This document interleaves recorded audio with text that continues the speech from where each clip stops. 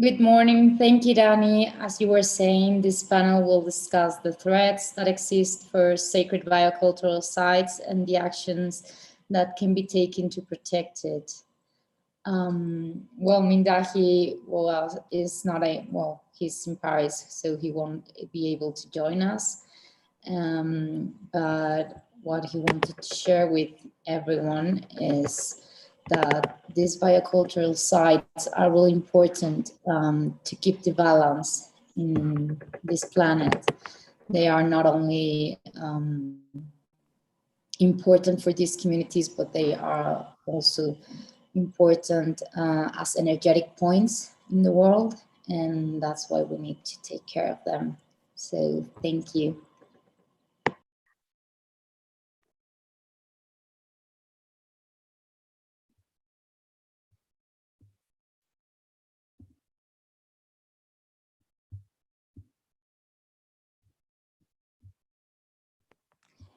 So it is time to meet the special guest who will address this dialogue. We have dear Joytima from the Fountain, and please, thank you so much, Joytima, for joining us and for sharing your wisdom with us. Thank you so much. Well, thank you, Vera, and thank you, Mindahi, because I am astounded by the leadership that you have demonstrated throughout this week to bring all this about and to call it in the way that you have. It's been profound. I've been hearing only good things that have been coming back to me to inform me about all the wisdom that has been shared and the depth of listening that has gone on so that we can all unite with the Mother Earth herself, listening to her instruction and following it without hesitation, because we're in such a critical moment right now. And the way my elders have grown me up is that I'd like to start off with a prayer first so that we can call in her and her wisdom into our discussions today, if that's all right with everyone. So if we just take a moment to sit down inside that special place, that sacred place inside ourselves, and take a moment of silence so that the intelligence that lives in silence can inform our discussions today.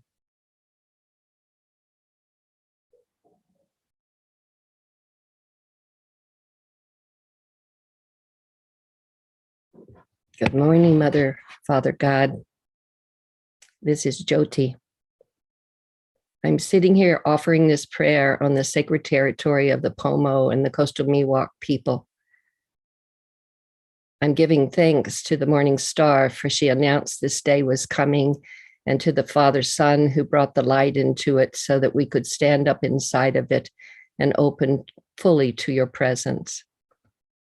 I call upon the spirits of the four directions, those above me and below me, and those that work through me, to bring that information that will seed us more firmly in the intention this Mother Earth is calling forth right now. I give thanks for the prophecies that prepared us for these times and the prophecies that are here walking with us, instructing us in these times. I give great thanks to the original peoples, for they have brought a line, a prayer unbroken, carrying the protocols of this Mother Earth through perilous times with a character and a heart of resilience, with a heart that's open and connected to this creation and listening deeply to its instruction. And through these times, they have come now to the world table. As each one of us come to that table, acknowledging the ancestor of the root of our own peoples, we come to announce what we've carried through those times till now. And our original people are there to listen and help us weave the tapestry that is revealing itself, which many call the new dawn. So I give great thanks for all the work that this Congress has put in motion, for the ways that the wisdom of our people have been heard and listened to and shared amongst us all, for the great proclamations that have been signed that have things into right order, for that is truly true in these days, is to restore a way of life that is based on the original principles of reciprocity, collaboration, heart, unity, and all life is sacred. I give great thanks for the leaders of this gathering that have helped to listen and bring and weave those strands of thought and knowledge, so that this song that's going to come out of this Congress will resonate and echo itself around this planet, bringing good medicine everywhere it touches.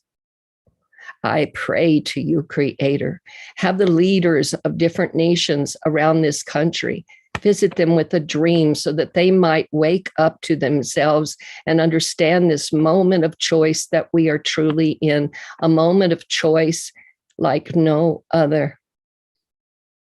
Come into their dreams, help them remember that they are fathers and uncles and brothers,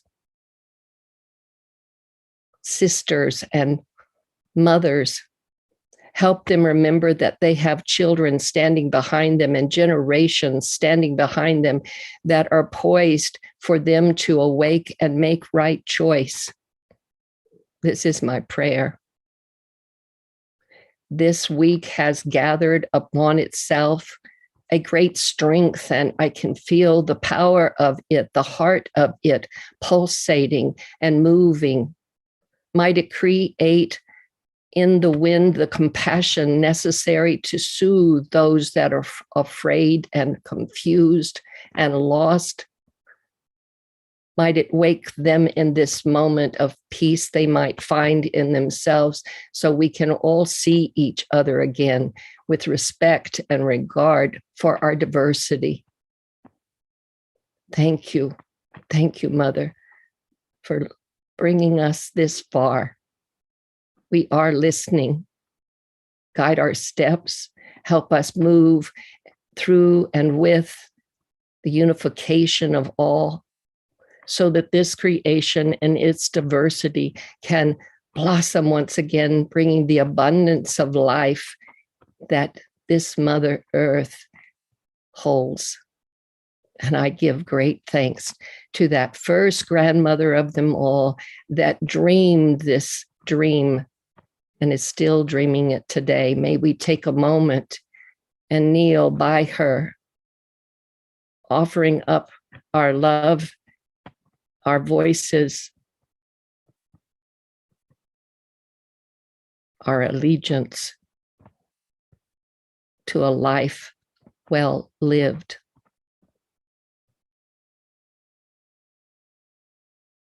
You are bringing so much change now through all of your mother elements, through the winds and the hurricanes and the tornadoes and the earthquakes and the fires, through the rising waters. You are shaking us awake. You are purifying and clarifying as you go, moving always further to that next dimension where we return once again and stand with our creation in understanding that our nature lives in us and we live in her. Thank you for this day and the beauty of it. I give great thanks. I give great thanks. I give great, great thanks.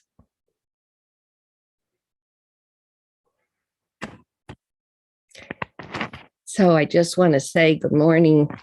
It's the sun hasn't quite risen here, so I'm right at that time of the power of the day. And I thought I was going to be on a panel with several other people. So they told me just now that they'd like me just to kind of share some of what the fountain, which is a seed the mother gave me almost a decade ago. You see, I catch these seeds she hands me, and my work then is to hold that seed and listen to it so it can give the instruction, and we follow that instruction all the way out. So when I received this seed, and got the vision for it, I went with my sister, Loretta Afraid-A-Bear Cook, and we traveled down to Colombia to meet with the 4 original peoples there. And of those 4, we've worked very closely over this last decade with the Wiwa and the Arawaka and the Kogi. And they have instructed us. When we went there, I had received a drawing of what the kind of the bones of what this seed was all about. And so when I took it to them, and because I wanted to make sure I was hearing this correctly, I wanted to make sure that we were following the instruction in the aligned way that is necessary to have the integrity of such a prayer move forward. I met with all representatives of the 4 original peoples for hours and hours, and actually into days as they went into consultation. And in the end, they said, Jyoti, where did you get that drawing, that symbol? And I said, well, I got it in my meditation. Why? And one of the Kogi elders said, because that's one of our oldest original symbols, and that's exactly where the fountain needs to sit. And we want to sit there too. And so since that time, they have been giving us their consultation. And as you may know, when they go into consultation, they go into the source itself to receive that instruction. So they would give us this instruction. We would then walk it out. We would then hold ceremony to celebrate what we had learned in those steps and to acknowledge where we'd gotten. We would go back then to them, get the next level of instruction. And so that is how the fountain has come to sit with you on this world stage today. I had no idea when it started where it was going to take us, but it has been an awakening process. It has been a process that has informed me and all of those that walk with it. It is what brought Mindahi and I together. In 2013, the 4 original peoples had gathered us all together there. There was a small group of us, about 200, I think.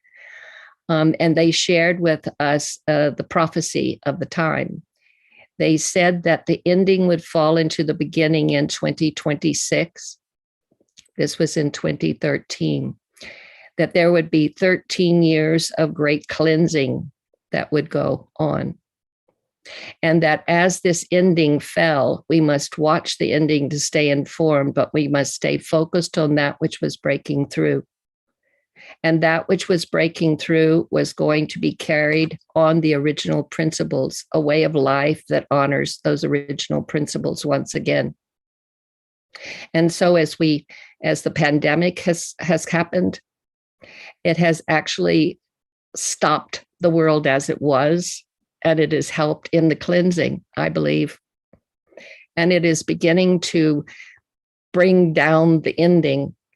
For you see, we're at the end of a cycle, the way it's been taught to me, that the earth goes through 26,000 year cycles.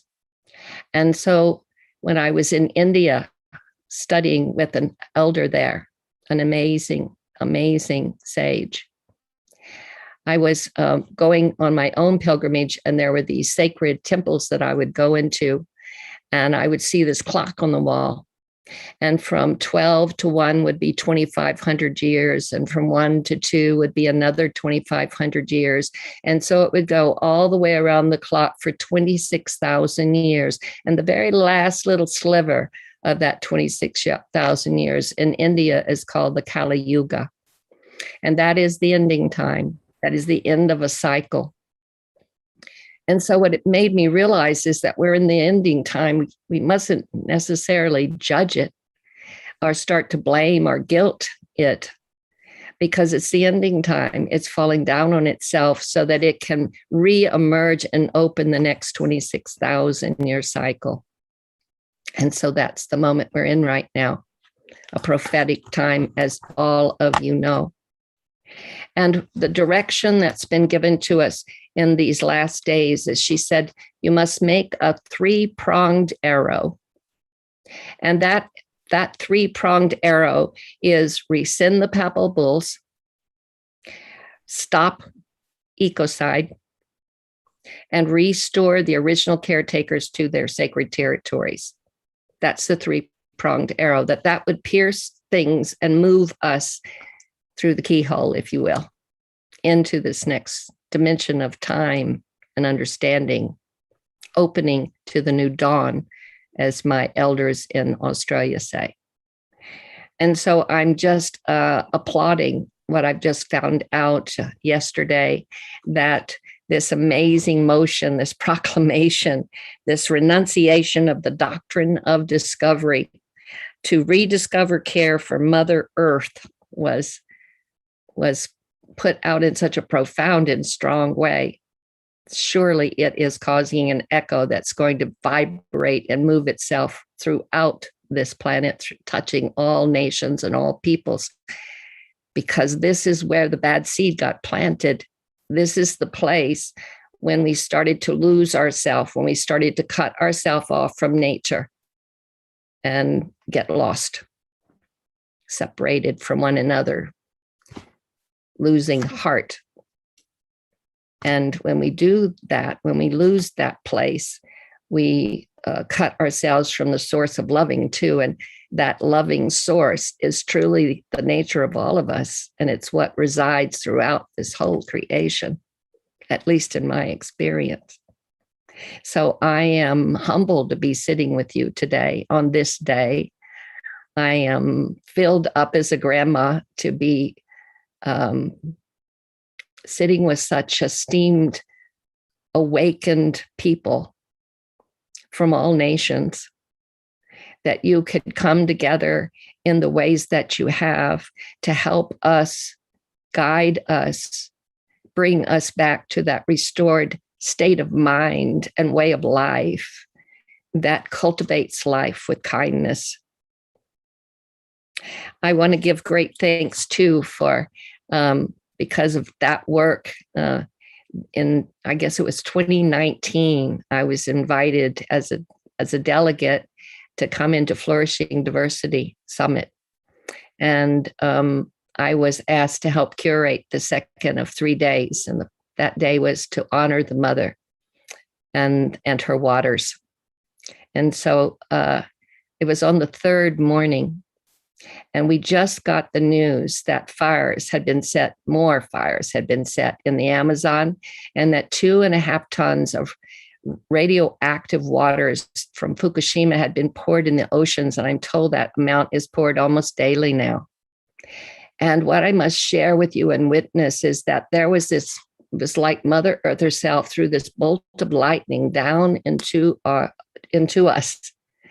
And our Maori elder, in her traditional wear, stood and brought in a traditional call to action.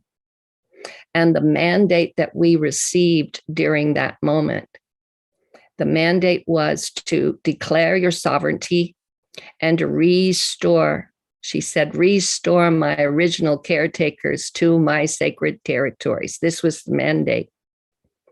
And we were at the end of this gathering, and so we were not able to we met as often as we could. The schedule was very full. And into the night, we decided, or they asked, that Loretta Afraid-of-Bear Cook and myself and Irina Rose would take this motion forward. And so we did. And what that resulted in was we grew into a delegation, the Mother Earth delegation of United Original Nations. And I'm very humbled to be a part of that and to be a delegate amongst them. They are the ones that are now dividing themselves into working circles and working on this mandate as we've talked about. They've been in dialogues with the Vatican to rescind the papal bulls and to also retrieve all things out of the museums that need to go home, that need to go back home. And really, when that action takes place and these relics, these old ones go back home to their original lands, you will see something dramatically shift in the reality we know here on this Mother Earth. I have such a strong knowing about that. It also brought us into alignment and a partnership, if you will, an alliance with Stop Ecocide, because it is so significant that this movement, it's happening right now and growing stronger more and more every day. Nations are listening. They are beginning to stand up. People are awakening. They're beginning to stand up.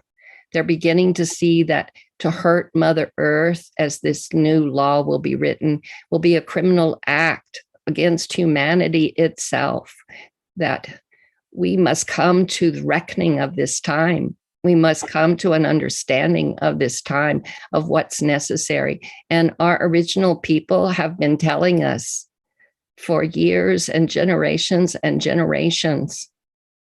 I am so sorry that we were not awake enough to listen. But we are here now, and we are listening. So the last piece was to restore this original caretaker roles. And so part of what we have done in response to that is created a prototype, working with and following the instruction of our elders. We've created a prototype that can go into these sacred territories, the ones that have been so harmed. And our way in is that we must meet with the elders and follow the oldest traditional protocols in order to even enter that territory. So that right from the beginning, we begin to do this different.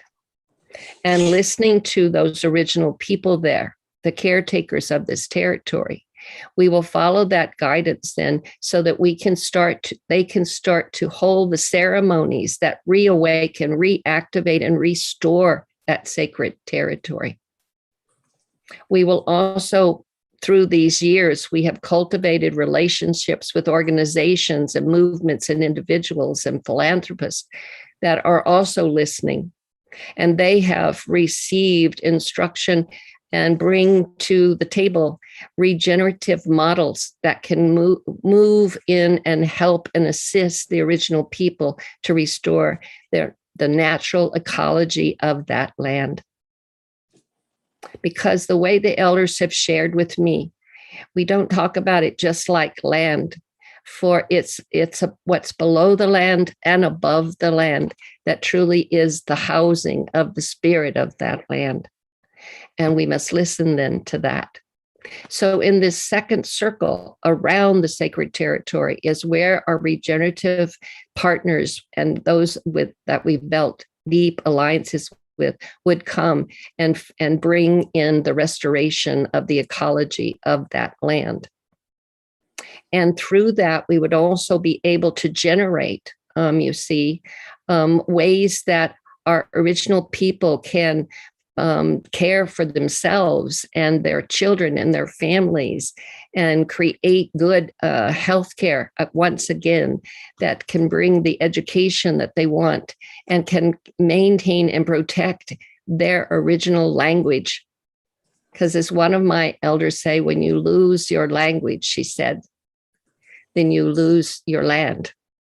And so the language must stay intact. It is, for me, my experience of this original language is that it has its own knowledge and intelligence and coding that once you hear it and it touches you and moves inside of you, it also awakens something and helps restore your own way to align with Mother Earth and the instruction that she is trying to give to us all.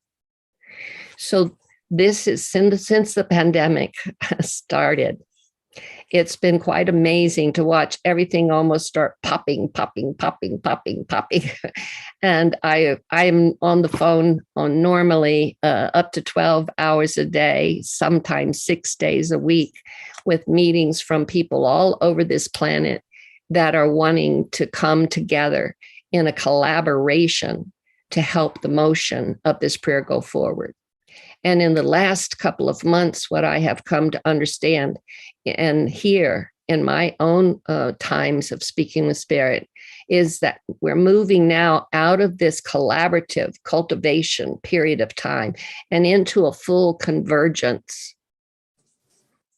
And that means that we are now coming out of all of our separate kind of spaces, moving towards a convergence that will build a strong wave of consciousness to move and awaken more across this planet.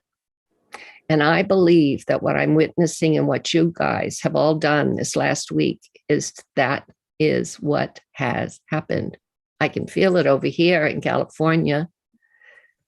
You know, my redwood trees outside are dancing.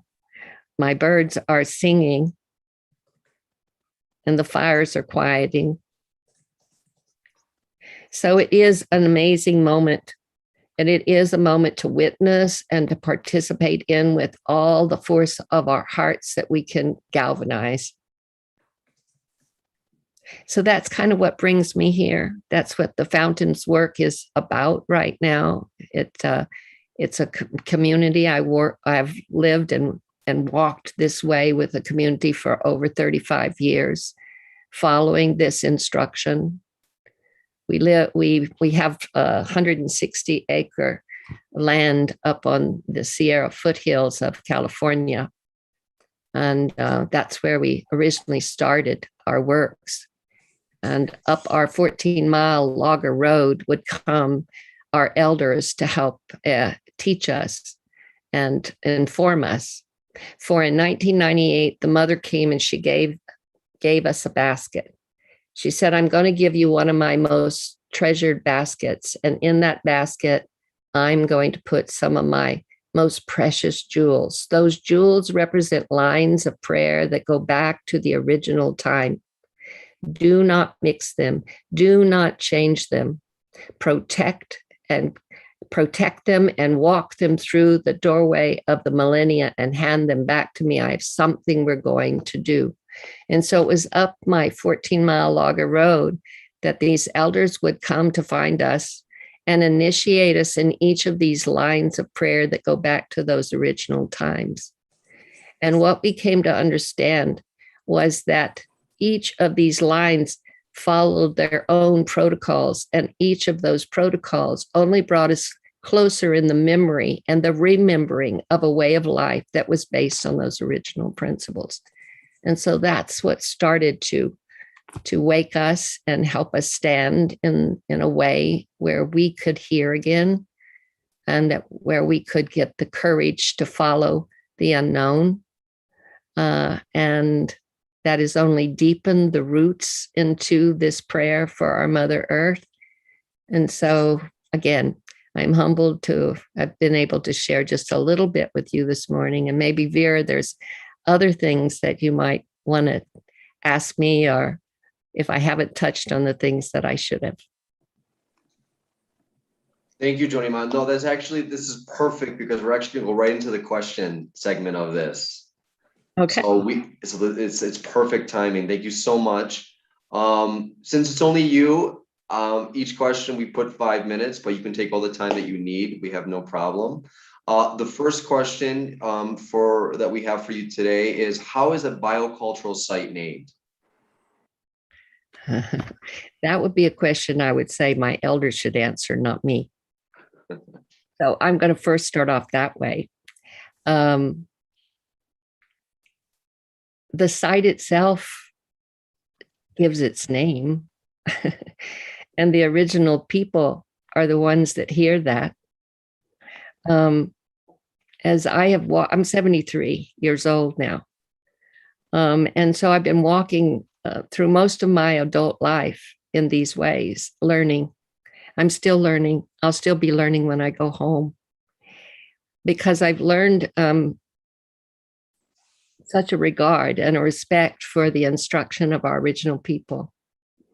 They have an awareness to life like no other. And that's why I think it's so significant and important right now that we listen to them. It's why in our work that we got for when we're called to a sacred territory, like right now, I've been working with the Black Hills for almost 2 decades with my sister Loretta Freda Cook and many other of my Oglala Sioux relatives and elders. And the Black Hills have been, makes me sad to think about it, because they've there's the oils, the drillings, the uranium mining, the fracking. I mean, it goes on, and the grounds out there are so toxic, as we know, when we saw these amazing warriors, protectors of water, to stand up at Standing Rock and to try to shake the world awake about what we're doing to our waters. So the Black Hills in English is the heart of everything that is. And so I received that from my elders. You would have to ask them to be very honest to see how they would say that sacred site gives itself name. Thank you so much. Thank you, Joitima. How important are sacred biocultural sites for the territory and for the whole world? That's my passion right there. Because what I've learned over the years is that, and as everybody's talking about climate change, but some of what I've been saying is climate change, is the symptom. It's the symptom because our sacred territories things have been built on them. Fences have been put around them to keep the original people away from them. And each of those sites, that being that lives there, it gave its instruction with how it needed to be cared for from those original times. And so what's happened over these last decades is that because of all of this split away, really tearing the people away from these sites, you can see what the results are. Because now, we've got our last sacred territories. And under the pandemic, there is a war on nature, which I know everyone must have touched on during this week. Our relatives are standing on the front lines to protect those last sacred territories, because if they're gone, then so is this human race. So are we as human beings. We've made our last choice. And so I think it's important to remember that, it's like, Vera, you mentioned it when you were first opening, these sacred sites are like her acupuncture points. So you can imagine what would happen if you shut down 80% of your acupuncture points. You would be pretty sick. And so right now, with this new mandate that she's giving us, restore my original caretakers to these sacred territories, it's because she needs to restore, reactivate all of her sacred sites in order to move us into this new dawn. And so we must start looking in our conversation to how to protect not only the sacred territories, but the original caretakers of those territories. That should be at the forefront of everything that we're doing right now, so that then she can start to move her energy in a different way and shift this cycle, because she's heating up as she gets these sites open again and can breathe more freely and can move her energy more freely. Then she can move herself and cool some of this down for us. And that will bring a difference with what we see with climate change.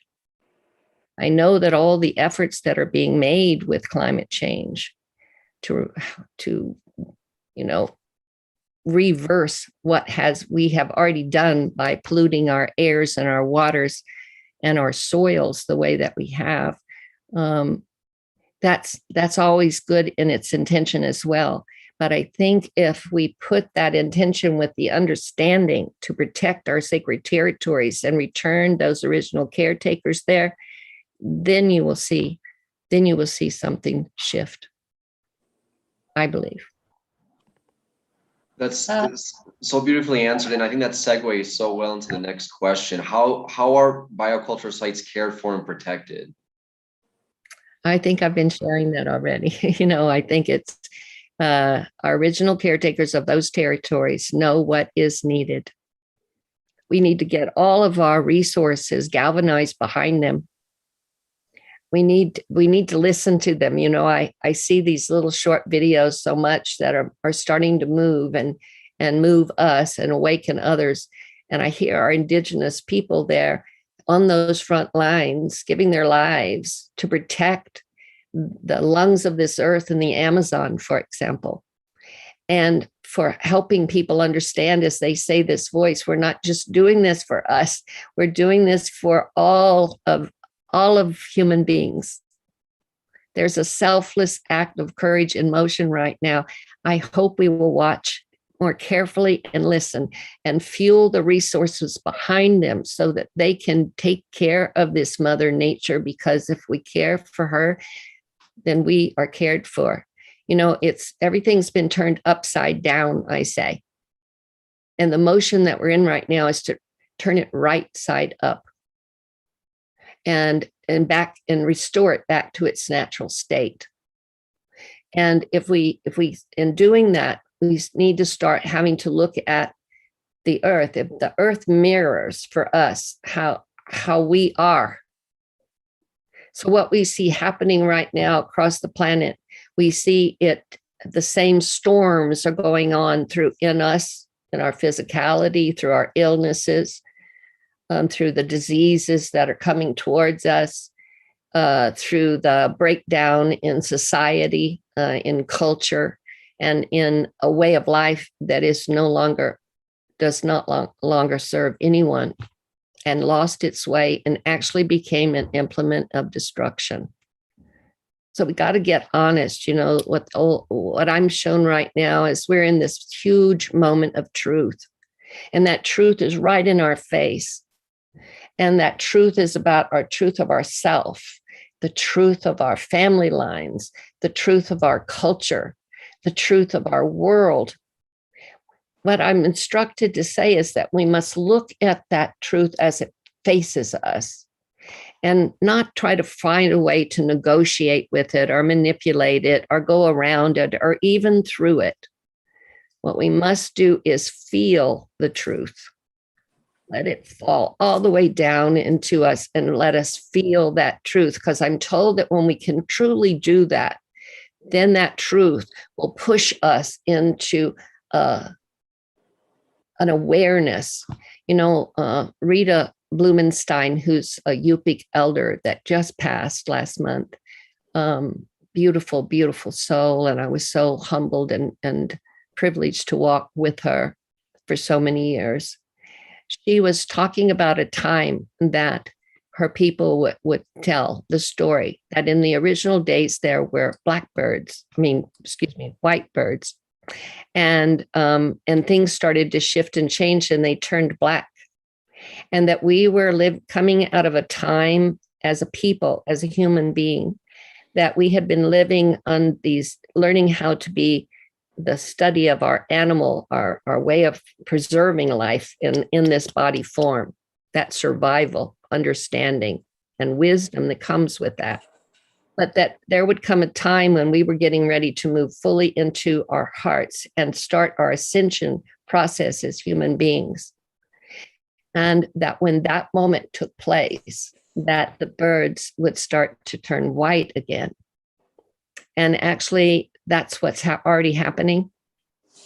I think that when the white buffalo calf was born, that signaled something that kind of shook and reverberated through many original nations globally, because it was a sign of the time that we had just now entered into. And so, you know, again, I'll remind us, we're just at the ending of something, but there also is the hint and the vision that's showing itself. That's the beginning of something.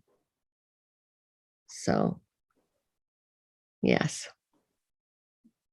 I kind of flew around there for you, but maybe I touched and answered some of that. Long time, आपकी आवाज नहीं आई. No, thank you so much. It was beautiful. Thank you. Thank you so much, Jyoti, for giving us those words of hope that are much needed in these times. The next question will be, what are the main threats to biocultural sites and what strategies can be followed to protect them? The main threat is a disease called, what name do I want to put on it? Greed.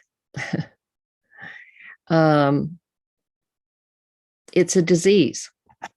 If we can look at it like a disease, then we can begin to heal it. You know, when I refuse, if I'm someone that's sick with something, and I refuse, stay in denial about it, and I don't look at it, then I will probably perish by it. But if I can embrace the disease, it's just that. It's showing me where my dis-ease is, I'm out of balance somehow. If I can truly dive into that, then the disease will bring me to that point, that place where that imbalance started. And when I can see it, then I start to heal myself. The healing begins. So that's why I think what's happened, what we're trying to do with rescinding the papal bulls, is going back to that place where this disease started. And to just recognize it is already the beginning of something that begins to move the healing through us all. So I think we start there. I think that when we start to work as all nations together in a unified way, because what she shows me is the current that we must lay and surrender into, follow and listen its instruction, is the current of unification. And so as we do that, we begin then to get the instruction together, and we begin to move in a resonance that only brings more awareness as it grows itself, because that's the healing starting to produce itself in different ways. I think what you're doing here this week is an example of that kind of acknowledgement that there is healing happening. There is wisdom flowing from that healing. And as that starts to happen, then we start to touch those leaders in those nations, those cities, those countries, those places that are still sleeping. And we come with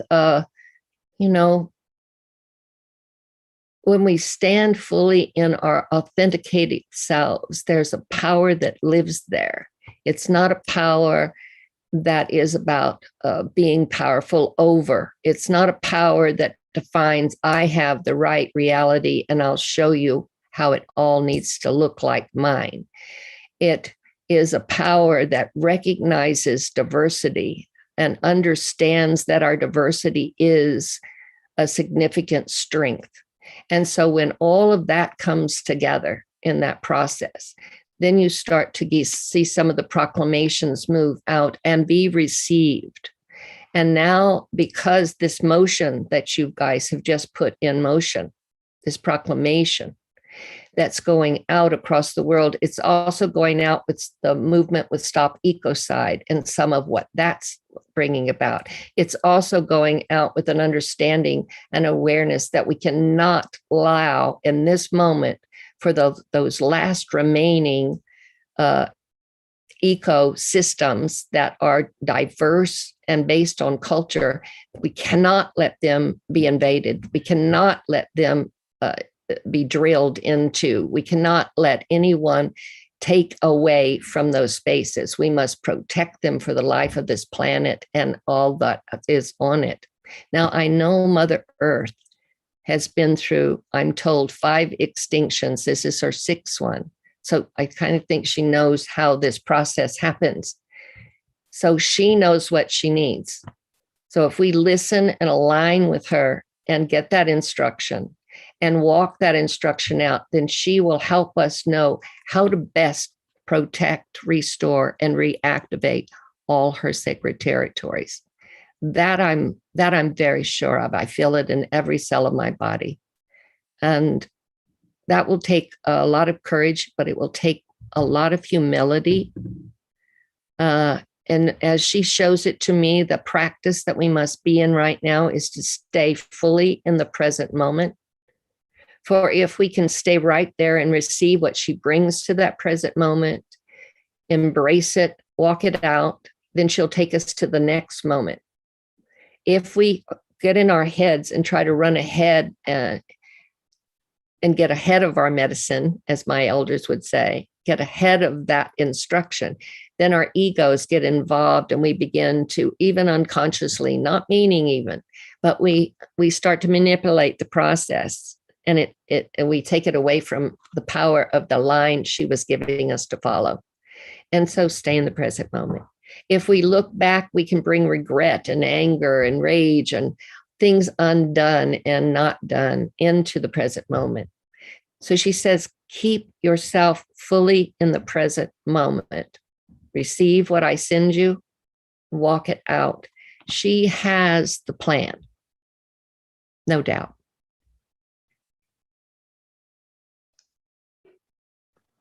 Thank you. Each of the answers is key to understanding the importance of the well-being of Indigenous people.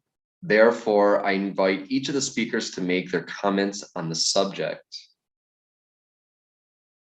But I believe there's some questions, because I don't have the questions here.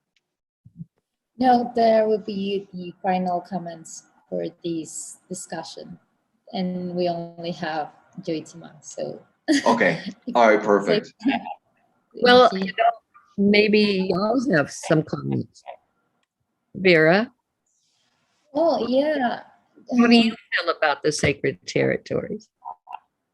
Well, I'm just learning. I believe I'm really new to all these concepts, and the more I learn, the more I feel that we need to protect them, and that we need to, because many of them are now, for tourism. It happens a lot here in Mexico.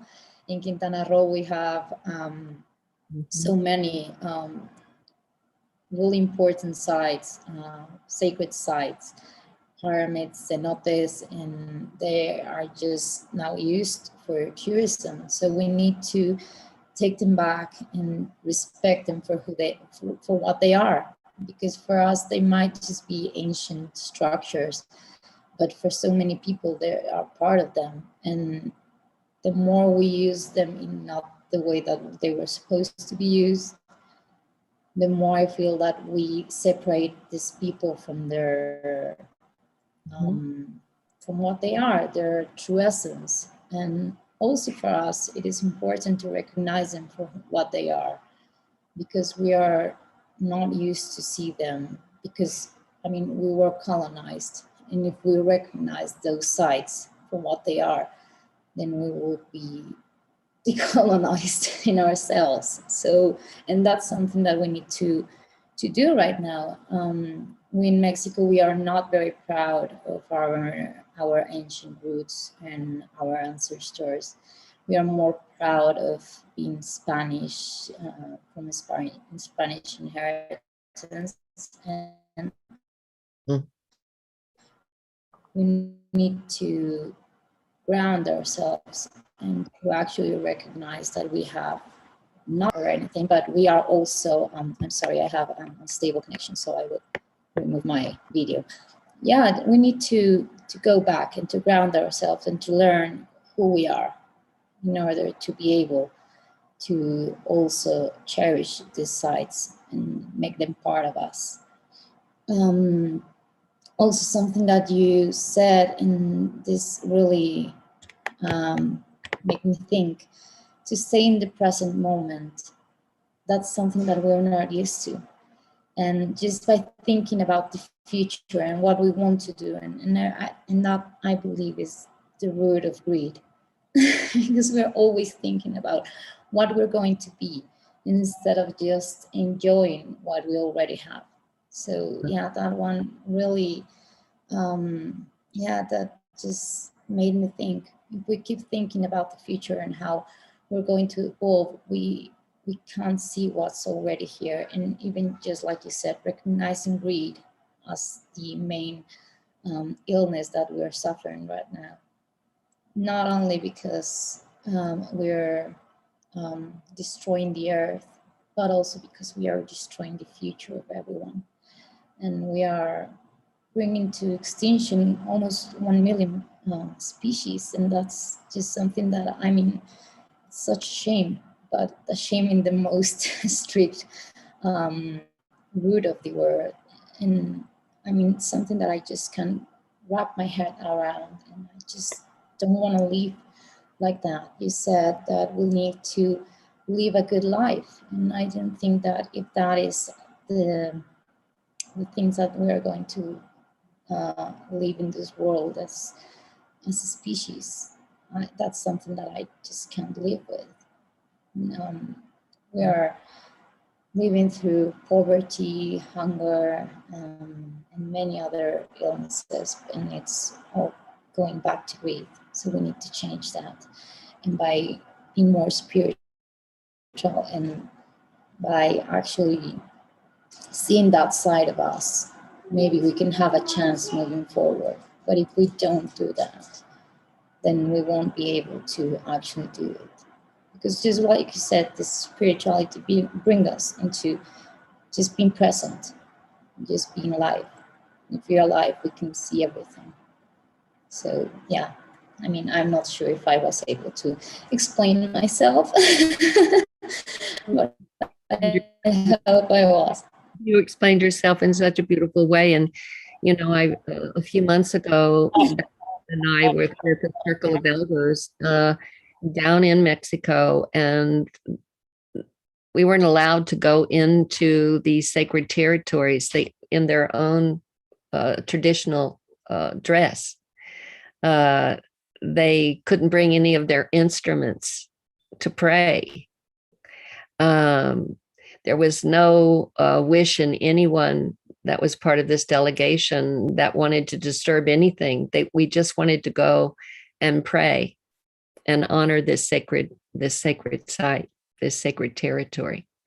And so that's what's, you know, I think it's kind of, if you look at it symbolically, that's exactly the moment that you just described, Vera, that we're in, where our elders are really trying to penetrate this unconscious wall, this thing, this story that got put in place that's brought us on the wrong path, and trying to penetrate that. So whatever we can do, however we can flow our resources to, you know, to into all these communities and bring what they need, and then that piercing will break the wall.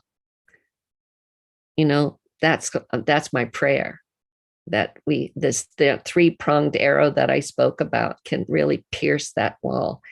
And yes, it's returning to our own spiritual being that lives inside, and making right relation with that one first. And then we can stand in that present moment, huh? And we can join our arms and our emotions for this Mother Earth, and let peace prevail. Yes, that's so true. And just, I believe it was yesterday that someone brought that to my attention. He said that, I mean, that there was a system that was wrecking the world and destroying it and everything. And that system wasn't working, but I believe it is for the ones working for them. But there are some other like us that don't see that as something that will give us a livable planet, and that will bring us to that path of spirituality that we want to live in. But it is working for some, the polluters, the big oil companies, it is working for them, and we need to change that. And this other elder told me that these people that are destroying the world, that, I mean, at the end they cry and they feel just like us.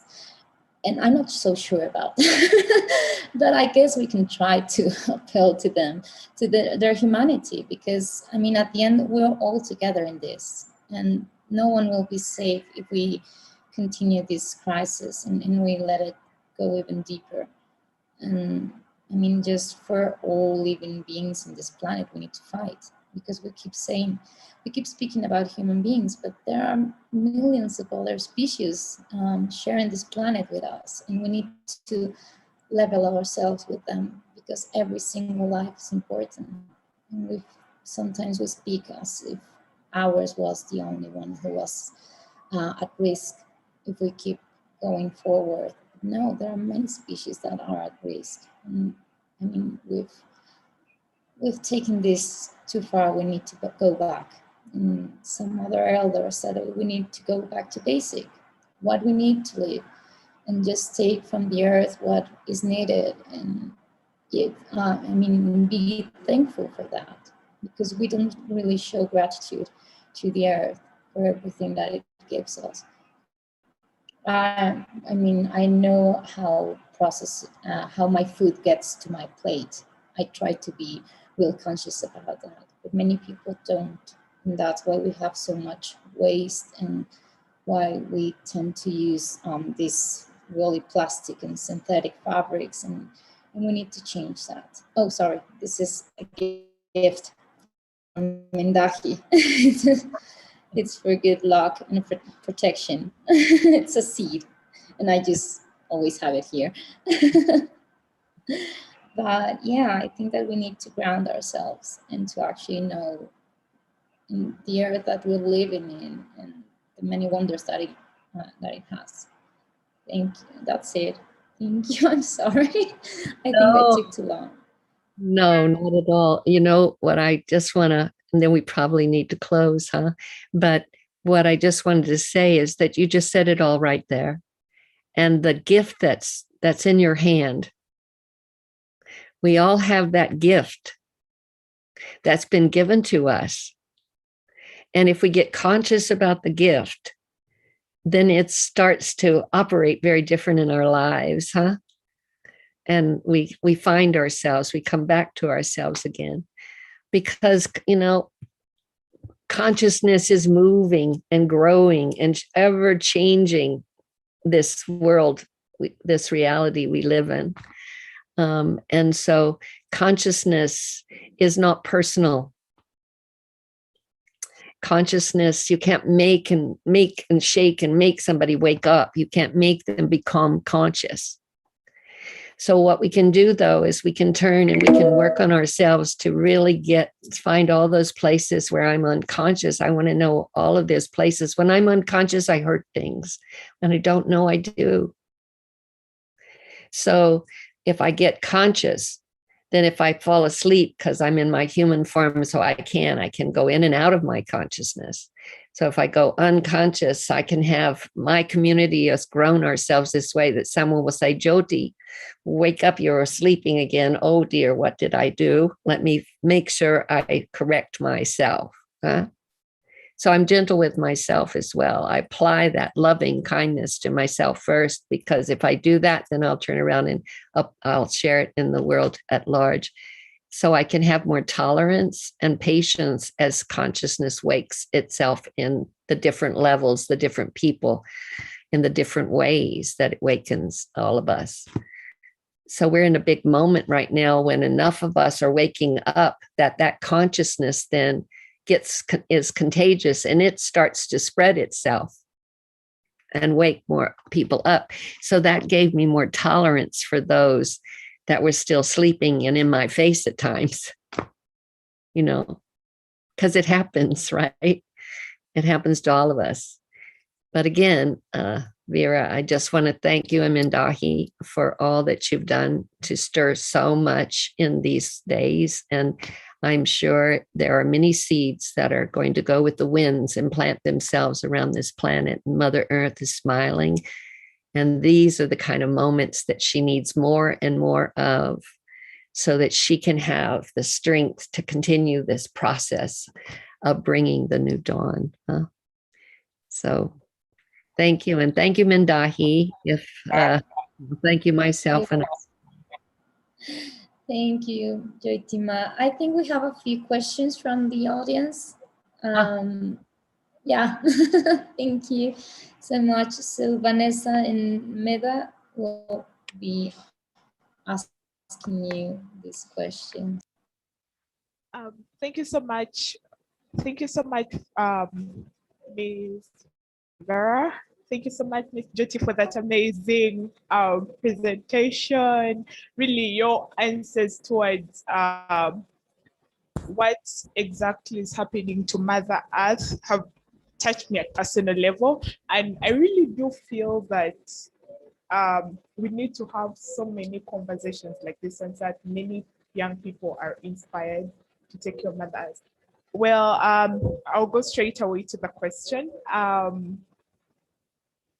can you recommend us here and those watching this program to support indigenous communities? I would like to know from your perspective, what do you have to say about that, Ms. Jyoti? Well, the opportunity is here because you already have a gathering, and you've got all of our many of the original peoples are here with their communities. Now would be the time to start to rally the resources and listen to what these communities come and say, what they need. Not us come, we've got the part of the disease is that it got very caught in the mind and not in the heart anymore. And so the West goes into places to save them. It's like, what? It's about coming and sitting with you. It's about saying, what does your community need? What are you needing for yourselves to feel restored back into that caretaking role with the earth herself? And then listening to you and galvanizing the resources. That's what we've been doing with the fountain for about 10 years, just following it just like that. We don't go looking for where we're supposed to go. We wait till we're called there. And that then the peoples of that territory start to tell us what they're needing. And then we do best we can to galvanize what we can to get behind that motion. And that becomes a collaboration. Then we restore one of the original principles of collaboration. And in my world, the way it's been taught to me, what is opening itself is how do we restore that foundation so we come back to reciprocity? Because then everything is taken care of, It's not about getting jobs that last from 9 to 5. It's about coming back to the role each of us has in the care of this Mother Earth. And that's our job. If we can start to put that kind of back on its right feet, then we all are healthier. And we all are going to sleep and listening in our dream time because we're not so stressed out that we don't know what we're going to do. And our survival instincts kick in. And sometimes that brings aggression towards others and so forth and so on. And then we're disappointed in ourselves and we start being aggressive this way. We just breed this aggression. Aggression is a fire. So we need to look at fire as the element to how do we listen to the intelligence of that fire so that it can flow in a way that's not harmful, that warms life, nurtures life, lights things up, So I know I'm kind of flying around the question that you've handed me, but I hope I've at least touched it a little bit. So, while you're there, before this gathering closes, start to put things up on the boards and galvanize a working circle that's going to help to bring unification of the resources behind the original people globally. That's the deal. I'm working over here that way. There are many others working in those ways. Now it's time for us to converge, right? Because we have everything we need. I truly know that. We just have to learn how to share with each other again. Thank you so much. It has really been so kind of you. It's rather please. Thank you. Thank you. And also I would like to ask Ms. Yotima, at what ways of living of the original nations, ways of living, maybe traditions, values, actions, do you think you can suggest to the world so we can address the climate challenges that we are living currently? So I'm not quite sure of the question. So yeah, like it's a little different for me. yeah, like what ways of living, thinking, traditional personal thinking, do you think you can suggest to the world to address the current climate challenges that we are having? Like maybe you have like a really good cosmovision how you see the earth. So what of that traditions, values, actions, personal thinking do you think you can transmit to everybody so we can protect our Mother Earth or address the climate challenges that we have? Well, for me, Vanessa, that work has been everywhere I go and every action I take is to bring an awareness that we must have our original people at the table. They must be in every room. They must guide our steps. We must get humble and listen to that instruction because it is the necessity of the medicine we need for our time. That they have an instruction living in them that can help us remember ourselves, and all nations can wake up together again. So I thank you for the question. I'm very humbled by the question because I feel like I feel like my work has been a bridge most of my life, bridging different realities somehow or another, finding the right language to speak what Spirit says to me and through me inside. Walking in, and He gave me early on when I was in my 30s, started my work by saying you must grow spiritual communities globally. And so that work took me into very different cultures with different languages and different customs and different traditions. And as I went into that work, the study of the community brought me deeper and deeper to sit closer by our original people because they have the original model of community. And it's those traditions that are the root of everything that we hold dear, that is life itself. So if we almost cut completely the tree of life from that root. We got very close. Some blessing came along, and that blessing is starting to bring us back so we can heal that cut, so that tree of life can be fully connected to its roots again. And then it informs all on its own. Great. Thank you so much, Yotima. Thank you for your beautiful question. But who you are, I see you. I will watch because I think there are going to be some strong things come out of you, Vanessa. Thank you so much. Thank you so much for this wonderful session and for sharing all that knowledge. I think we need that. We need to hear your voices and we need to follow your steps so we can work together and protect our Mother Earth. Thank you. Thank you, Yotima. Thank you.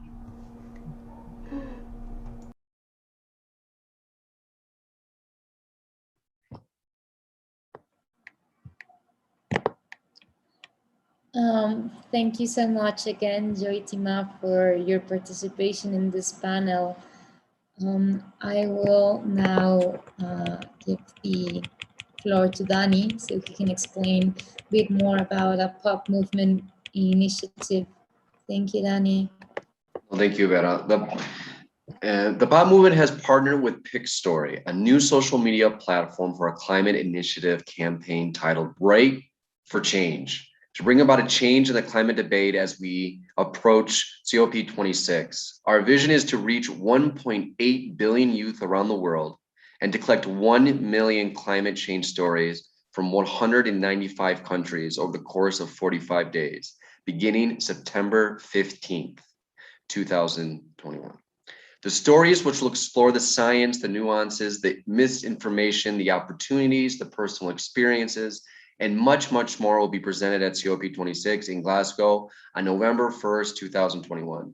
We humbly request your invaluable support and partnership to bring this vision to fruition. We request you to download the PicStory app, create a user profile, share climate stories, and support the stories posted by POP. PicStory will provide you a platform to share your values and your initiatives to protect the planet.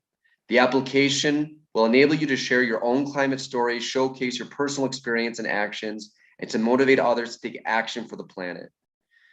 With consistent posting, you will have the opportunity to earn one of 3 badges, namely that of star user, topic expert, or public figure, depending on the integrity score and proficiency in a topic. The 1 million stories will be hosted on PicStory. Once the application has been downloaded and a profile has been created, stories can be posted up to 12 images, 360 words of text, and or 1-minute audio. Posts on climate change can be tagged with one or more of the following hashtags: hashtag climate change, hashtag pop movement, hashtag right for change, hashtag COP26, and hashtag Glow Scout. Thank you so much to everyone who was kind to attend this panel. Thank you so much, Joytima. This is a panel that, I mean, I'm almost crying. I believe it is a beautiful panel. Your participation was amazing, so wonderful, so grounding. And now, I believe I speak more than enough.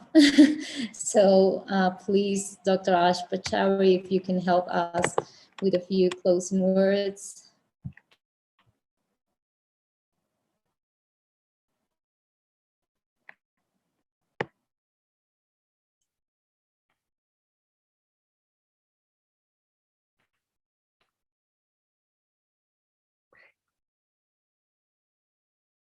Did you ask someone else to do the closing words? That's what I heard. Yes, I believe I can see Dr. Ash Pachauri, who's but I don't think that he will be able to give the closing words. Yeah, maybe he has some problems Ash, with the are audio. you there? Okay. Well, Joyti, just for the pleasure of hearing you again, will you be kind to give a few closing words for this panel? Thank you so much. Well, I think my closing words would be unite and live through love and listen deeply, staying in the present moment. You know, we're reuniting with our Mother Earth at a whole nother level. And there's quite a beautiful story awakening through the new dawn. We're all part of helping birth that. So thank you for showing up. Thank you so much, Joytima. Thank you, Dani, Vanessa, all the POP family. Thank you to Mindahi, Dr. Ash, Dr. Norma. I'm not sure if she wants to give a few words for this event. Dr. Norma, she's always filled with wisdom too. Hi, Vera. Thank you so much. Well, my final words is to say thank you so much, really so much, Ms. Yotima. I think that you are sharing with us your wisdom that is so very important for us. Like I said, we need to learn a lot of things from you, and I appreciate really very much your participation today. It was amazing message. Thank you so much, and I hope to see you and to hear you again. Thank you, Vera. Thank you. Thank you, Dr. Norma. Thank you, Vera. Thank you, Dahi. Thank you all for showing up. Thank you so much. Now I believe that we will take a picture just to commemorate this amazing day. Yeah, we always miss the picture. Thank you, Eddie, for reminding us. We would like to ask everybody if you can turn on your camera so we can take the picture. The final picture. Smiling.